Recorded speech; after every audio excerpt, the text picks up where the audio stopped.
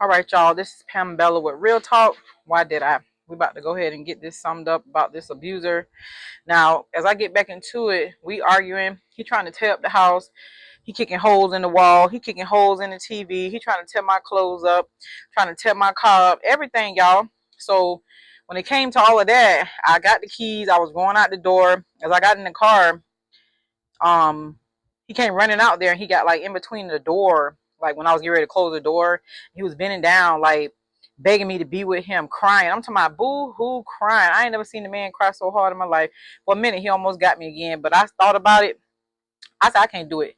I can't do it no more. I'm done. We both crying in the car, but I shouldn't have been crying. I was crying because I was tired. I was just out of it. Like I just couldn't do it no more. So as he's sitting in the door, he wouldn't let me go nowhere. He's sitting in the car door. We sat there for like maybe an hour and a half, going back and forth, talking.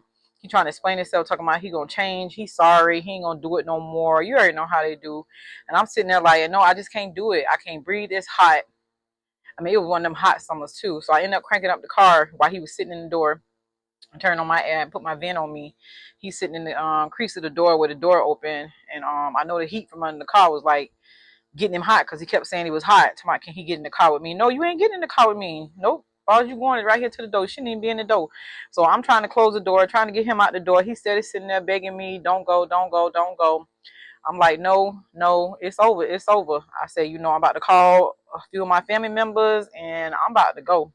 I'm about to leave. And he asking me where I'm going. I wouldn't even tell him where I was going. I had already planned out a few things, but I just had to go. I hadn't came up with something, came off on something that was going to help me and my kids, and help me get where I need to be. Even though it was illegal, but it did the job for the moment. Staying with him, it would have got me locked up. I would have been locked up in prison. A lot of things would have happened. It wouldn't have been good. It wouldn't have been good at all. So with that being said, trying to get him out the door. He finally get up out the door, y'all. He finally got up and I drove off. I drove off and told him I wouldn't come back till he got out my house. And I left. I went back to Tampa to my homegirl house. I spent the night over there, everything. I ain't even come back, y'all. I ain't come back this time. I knew it was over. If he gonna tear up the house, just go ahead and tear up the house. Because like I said, I had me a little lick. And I could have just bought everything brand new, which is what I did anyway. But when I came back the next day, he wasn't there. He was gone. He was gone with his mama. I guess his mama came and picked him up, but he kept like calling me and calling me and calling me and calling me. I wouldn't answer the phone. This time I ain't answer the phone not one time, y'all. When I say I ain't answer the phone, I didn't answer the phone. That was me right then and there getting strength to not even answer the phone because I used to stop at the dime and answer that phone for that man, dropping the phone all over the floor trying to get that phone because if I don't answer that phone, it was gonna be some consequences. So as I'm at this apartment, I called one of my brothers. I called my sister. I told them what was going on. First thing my brother said was, pack all that shit up. Get everything pushed to the door as much as you can. We're going to get a U-Haul and we getting out of there. He said he was coming down there with his gun and anybody that's in that apartment ain't supposed to be in that apartment. You already know what's up. So with that being said, all night I'm packing. I'm packing stuff. I'm throwing away stuff. I'm pushing up the wash machine. I'm pushing the couch towards the door. I'm getting all the clothes together. I'm just packing up all this stuff. You know what I'm saying? I'm just packing and packing and packing. So as I'm packing, I found one of his bags in the room. It was like a work bag or something. I guess he forgot it was thrown up in the corner where his shoes was or something like that. But anyway, I go to look in the bag, y'all. How about I found a VIP to the strip club, y'all. I forgot the name of that strip club down there in Largo with them girls dancing. It was called something. But I know that he had a gold card. The card was white and gold. This fool had been going to the strip club, VIP. Something I didn't even know nothing about. You feel what I'm saying? See, that's that bull crap I be talking about.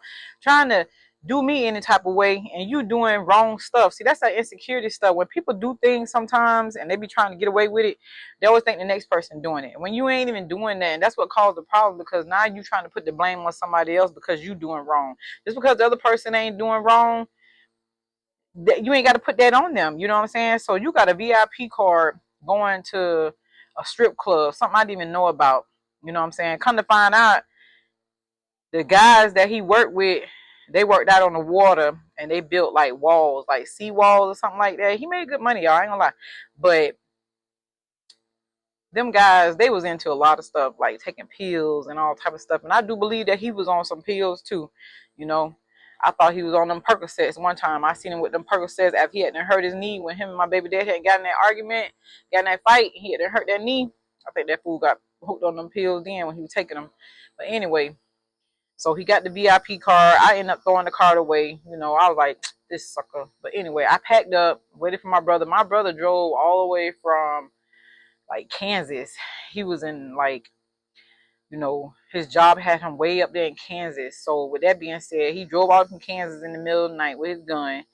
He drove. He said, while he driving, I better be packing. My sister was like, you know what? I'll be down in the morning. You better be ready. So I'm packing and packing and packing. My brother ended up getting there. He ended up staying at a hotel overnight. They came the next morning, had a U-Haul. They had to back that U-Haul up, and we started packing up. Now, mind you, we packing up. My phone ringing, my phone ringing, my phone ringing, my phone ringing, my phone ringing. It's him calling. I ain't never answered the phone. My brother said, you better not pick that phone up. So I didn't pick up the phone. You know how I burn inside, y'all. I was burning inside because bad as I wanted to pick that phone up. And what we going to do? Argue, yell, cuss at each other. It ain't going to help. I ain't going to give him another chance anyway. So we packed up. We got the U-Haul packed up. My brother ended up turning in the rental car, and he drove the U-Haul all the way to Orlando. That's when I moved to Orlando. And I ended up staying over there with my sister for a while. And the guy called, and he called and called and called. He called and called and called, y'all. He called so much. Like, it was just ridiculous. I didn't answer the phone. My sister took the phone, you know. She took the phone, put the phone up, said, don't answer the phone. You need to regroup. So I ain't had a phone for like maybe 24 hours at the most, you know what I'm saying? But I just had to regroup. I was crying, you know. A lot had to happen. I was just exhausted. I thought I was gonna have a heart attack, y'all. I thought I was gonna have a heart attack. I really did. I thought I was gonna have a heart attack about this whole situation, but I didn't. You know, I didn't. And I thank God for it. And I thank God that I made it out, you know. My family came in for me. They came and saved me. And I got out of there, you know.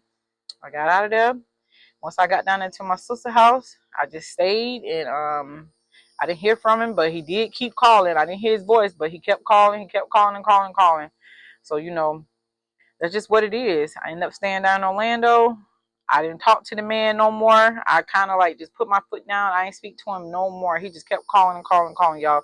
And to put the icing on the cake, y'all, I ended up staying down there with my sister for like maybe a good 6 or 7 months. I lived with her until I got my own place. Because like I said, I had a little leak going on. So, you know, I had to get that thing popping. So I go ahead and do what I got to do. But I didn't talk to him because I got caught up into what I was doing. And that's what I wanted to do. So, you know, so I could survive. You know, a good 7 to 8 months had them passed by. He's still calling. He trying to call my daughter's grandma, trying to get in contact with me, trying to get in contact with my family members, trying to find out, like, where am I? Like, who am I staying with? I'm talking about, y'all, he got in contact with everybody. He was going through Facebook trying to get in contact with everybody. Nobody told him where I was and what I had going on. And I just thank God for it. You know, I made it out of there. And that's just it, you know. That was just the end of it. That was the end of it. I ended up leaving after 11 years, after being manipulated, beat on, kicked on, spit on, trying to get me to beg for money so he could smoke cigarettes. Like, it was just crazy, embarrassing me. Just doing the most, y'all. Tearing up my clothes, pulling my hair out, pulling my earrings out. Just doing the most, y'all. Had me just going crazy. And I do appreciate everybody tuning in on my channel, Real Talk. Why Did I?